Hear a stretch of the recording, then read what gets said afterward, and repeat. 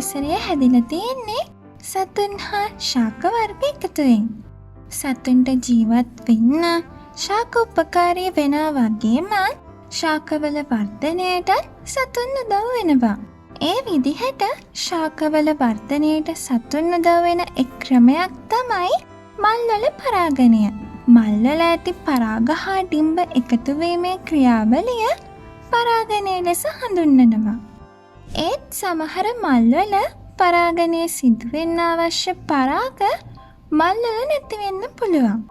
ඒ අවස්ථාවලදී කුරුල්ලන්, මීමැස්සන්, වවුලන් වැනි කෘමි සතුන් මල්වල පැණි බොන්න ඇවිත් ඒ මල්වල පරාග තැන්පත් කරලා පරාගණය සිදු කරනවා.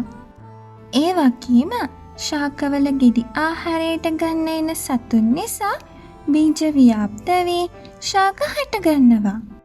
ඇපල්, කජු, නුග, වැල, වරකා, පේර, කොට්ටම්බා, ගස්ලබු වගේ ශාකවල බීජ සතුන්ගෙන් ව්‍යාප්ත වී පරිසරයට මුදා හැරීමෙන් ශාක හටගන්නවා. ශාකවල වර්ධනයට සතුන් විශේෂ දායකත්වයක් දක්වනවා. ගවයන්, එළුවන්, කුකුලන් වැනි සතුන්ගේ මල මූත්‍ර ශාකවලට පොහොරක් විදිහට යොදා ගන්නවා.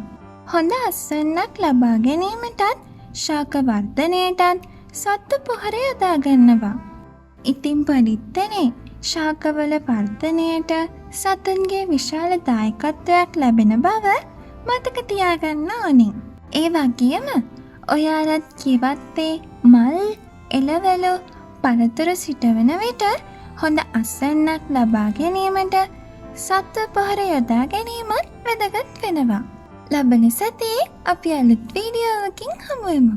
පරිත්ත හැමෝටම සුබ දවසක්.